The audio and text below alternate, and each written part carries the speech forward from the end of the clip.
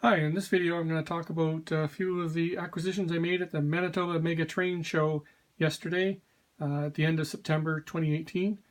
The Manitoba Mega Train show is held at the Red River Exhibition every year in the fall, and it's basically the largest train show in Winnipeg, Manitoba, and has a lot of exhibits. A lot of people go through there on the 2 days that it happens, and it's a really good show. It's well worth attending if you're in the area.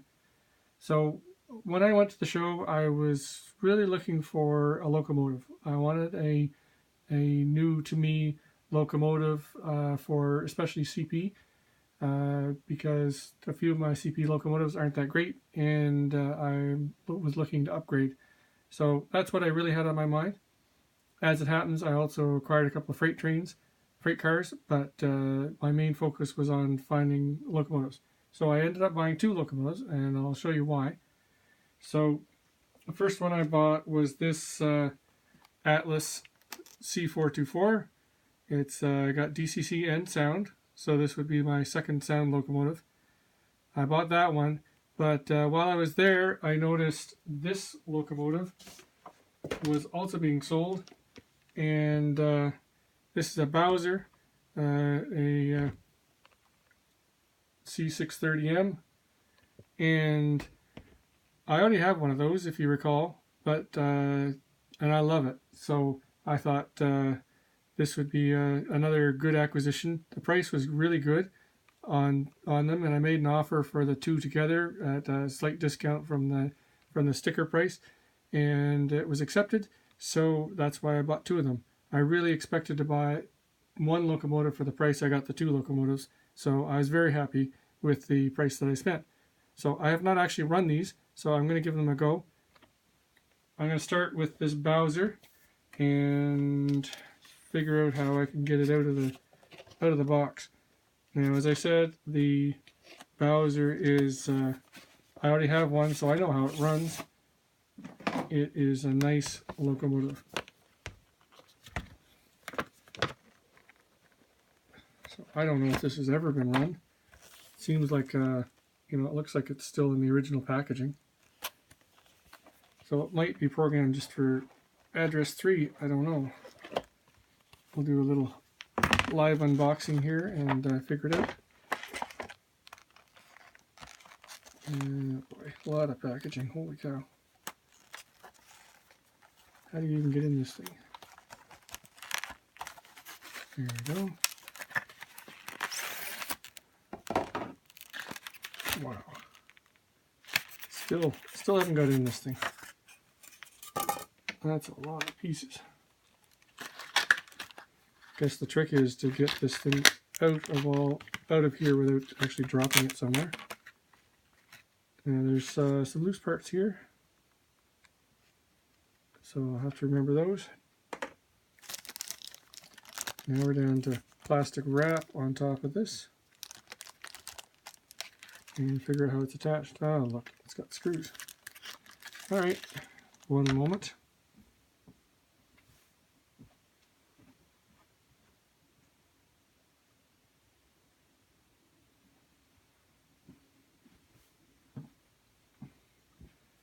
Oh, back. This is quite an ordeal to get this thing out. So we got to take these things out.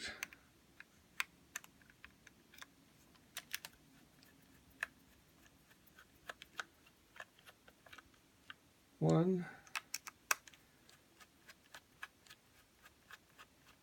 2.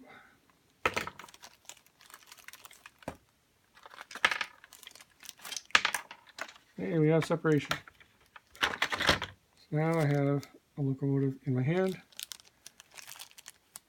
and a plastic sleeve. The trick is to get it out of the sleeve without damaging the locomotive.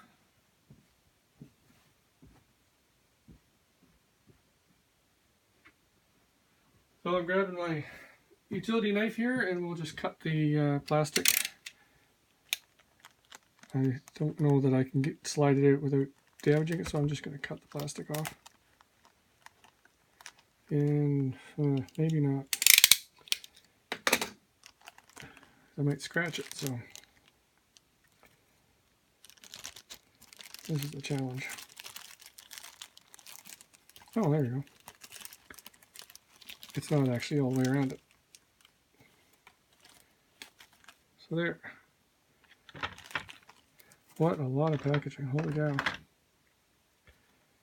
Alright, now put her on the rails.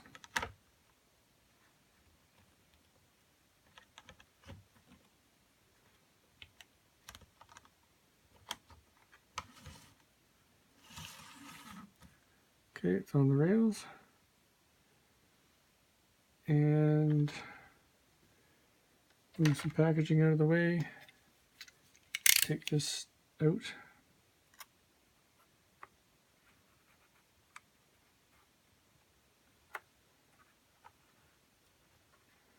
To tell you, they wrap them up pretty nicely, don't they? It's pretty clear to me this has never been run.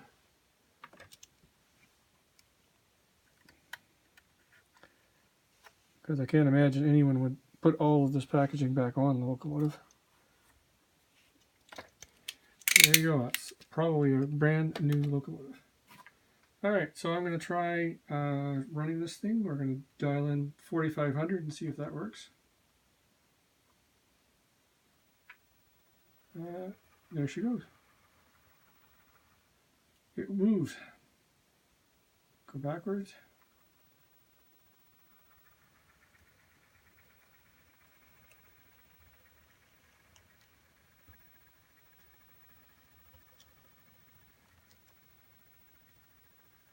The headlights. Yeah, you can see the number board light up right there. I assume there's no sound. Horn. Bell. No, nothing there. But we have a working locomotive. So that is nice. Oh yeah, look, I didn't even actually put it on all the way on. There we go.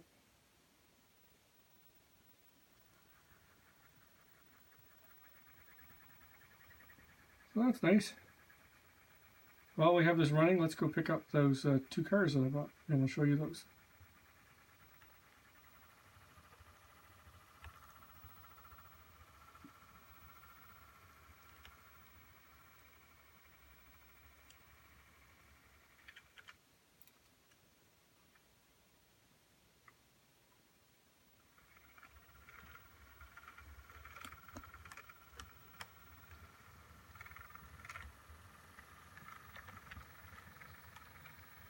This is the first car I bought.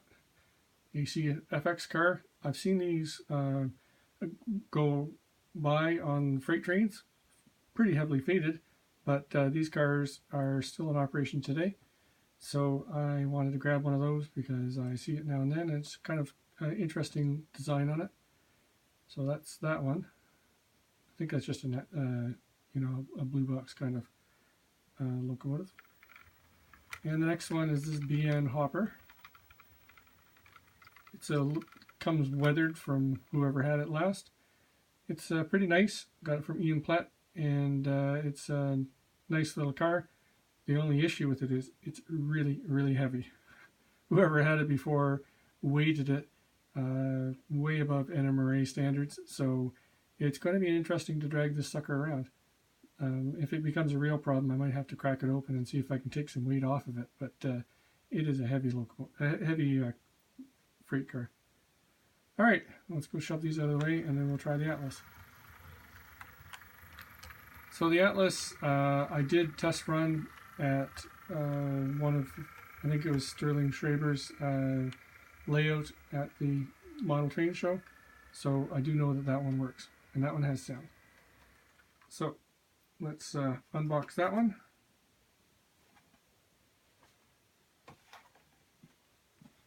So here's the Atlas again. So I had this one out already at the show. So take it out.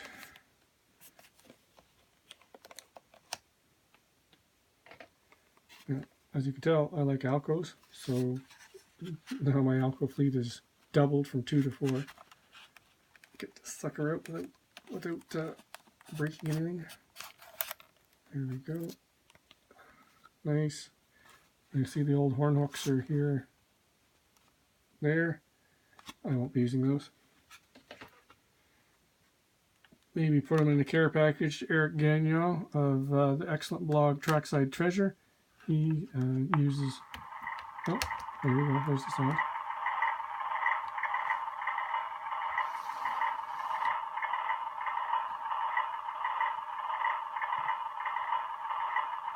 Kind of sounds like an alco. Alright, I'm going to dial in 4238. I can't remember if it was 3 or 4238. We'll see which one works. 4238.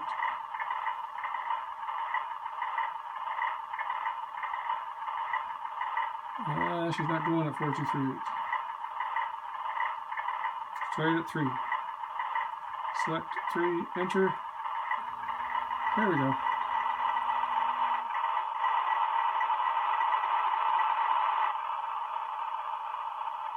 I think it's a Tsunami sound decoder. That's what he told me.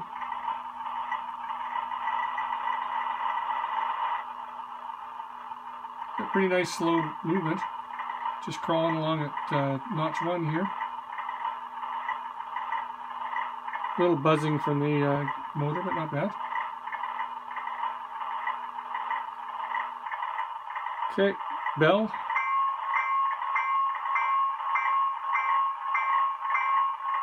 Horn.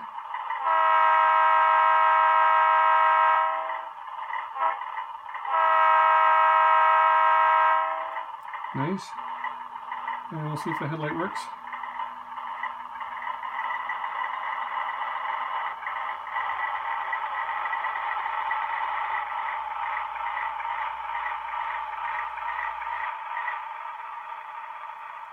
Headlight. Here it is in the nose. Not terribly bright, but not bad. The number boards don't light up, so that's okay, I guess.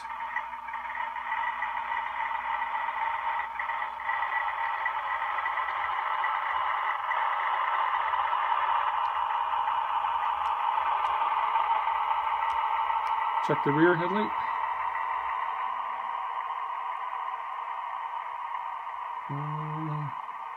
Direction headlight.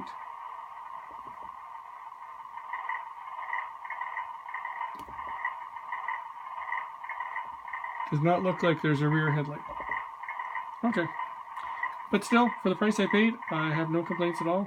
I'm happy with both of the locomotives and the 2 freight cars. So, pretty successful show from my point of view.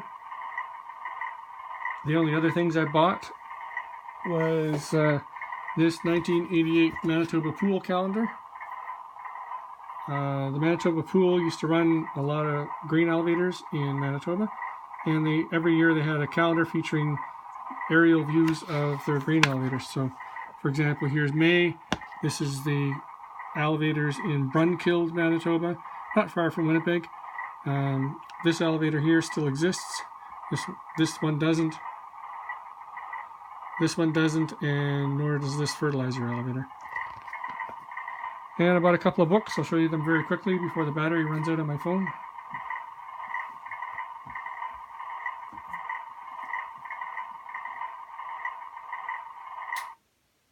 I'm going to turn the power off so that stops making noise. I got this book here, Memories of the Moonlight Special and the Grand Beach Train by Barbara Lang. I've read another book by Barbara Lang and really enjoyed it, so I thought this would be a good one. Barbara was at the show, so it was nice that I could speak to her and have it autographed. And then there's this one here, Canadian Pacific Railway by Patrick C. Dworon, if I'm pronouncing that right. And he has written several books on Canadian railways, and for $2 you can't go too far wrong. So that is my acquisitions for the Manitoba Mega Train Show. If you're ever in the area and the Mega Train Show is on, you should definitely go. Thanks for watching.